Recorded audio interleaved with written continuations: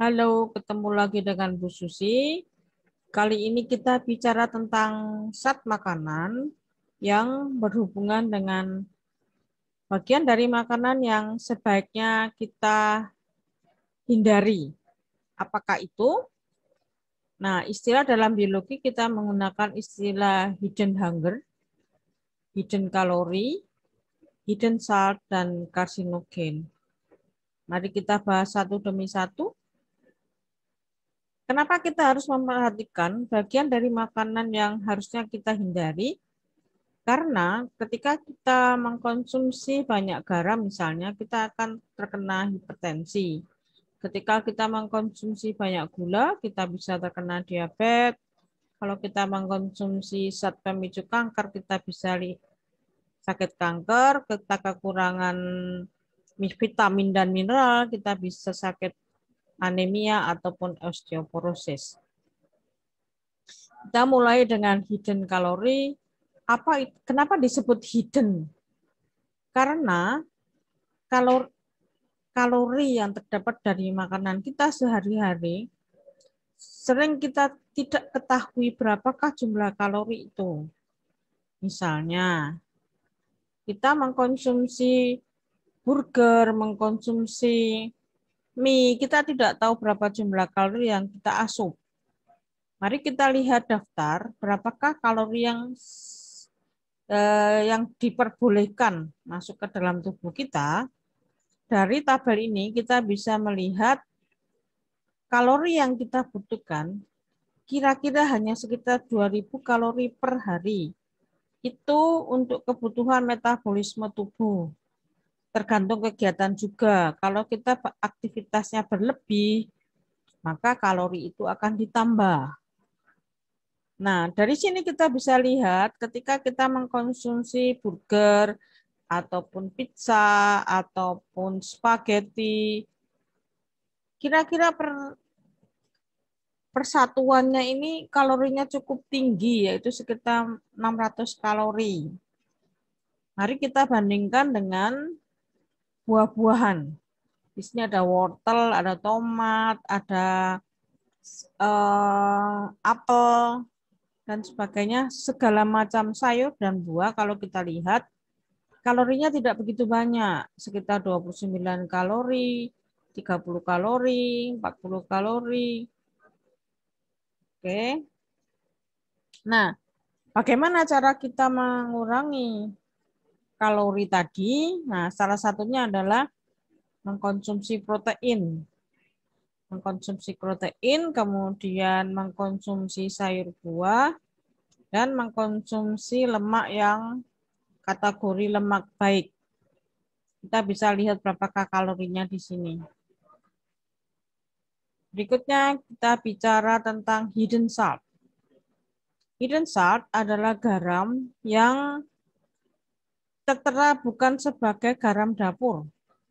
Garam-garam ini ada pada makanan yang sering kita konsumsi sehari-hari, misalnya daging awetan, ikan awetan, keju, mie instan, kemudian makanan ringan yang kita konsumsi itu sering ditambahkan MSG. Dengan penambahan MSG itu artinya kita tidak mengukur berapa banyaknya natrium atau garam yang ada pada makanan tersebut. Nah, berapakah garam yang harus kita konsumsi dalam sehari? Dari data yang ada, kita hanya 2 gram sodium atau 5 gram garam itu sudah cukup untuk memenuhi kebutuhan tubuh kita. Nah, dari data juga kita bisa melihat makanan apa saja yang kadar garamnya tinggi. Makanan yang diawetkan seperti sosis, kemudian di sini ada keju, kemudian ada makanan olahan di sebelah kanan. Yang tengah itu ada roti, itu sedang. Nah, untuk kategori yang rendah, sayur dan buah dan biji-bijian itu termasuk kategori rendah. garam. Maka kita bisa lihat juga di sini dari tabel makanan rendah garam itu ada sayur buah, ada olahan dari susu, biji-bijian, dan nasi. Yang berikutnya adalah hidden hungers. Apa itu hidden hungers? Hidden hungers diterjemahkan sebagai lapar gizi.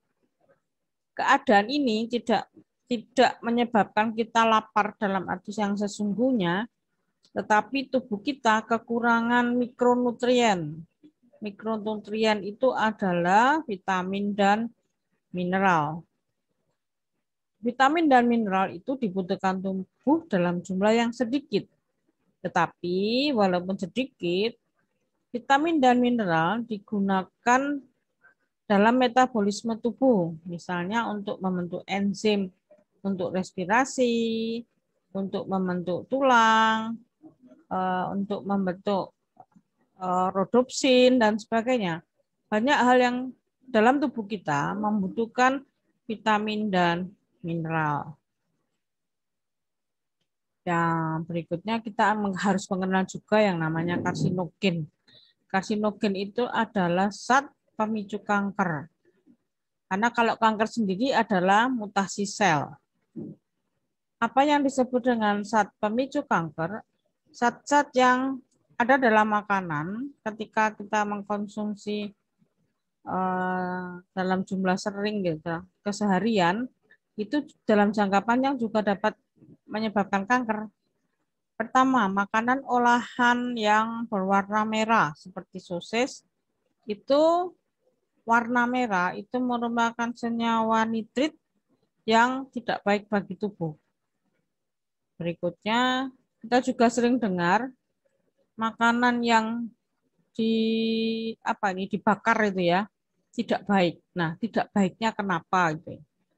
Tidak baiknya adalah ketika protein dan glukosa dan gula dibakar dalam suhu yang tinggi, itu akan membentuk senyawa yang berbahaya yang disebut akrilamid.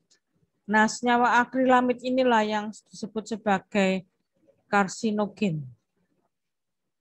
Nah, sebagai kegiatan sehari-hari yang bisa kita lakukan adalah ketika kita membeli makanan olahan pabrik itu kita bisa melihat nutrition fact dalam di belakang kemasan, yaitu berapakah jumlah kalori yang ada, berapakah jumlah sodium yang ada. Dari situ kita bisa memilih atau kita mengetahui sebanyak berapakah garam ataupun kalori dari makanan tersebut. Nah, dari materi hari ini kita belajar tentang healthy food. Mengapa demikian? Ketika kita mengkonsumsi sesuatu yang baik, tubuh kita baik, maka dalam keseharian kita akan merasa lebih nyaman, bekerja lebih baik, dan tidur juga lebih baik. Maka healthy food merupakan bagian dari healthy life. Kemudian kita hidup menjadi lebih senang, lebih happy. Oke.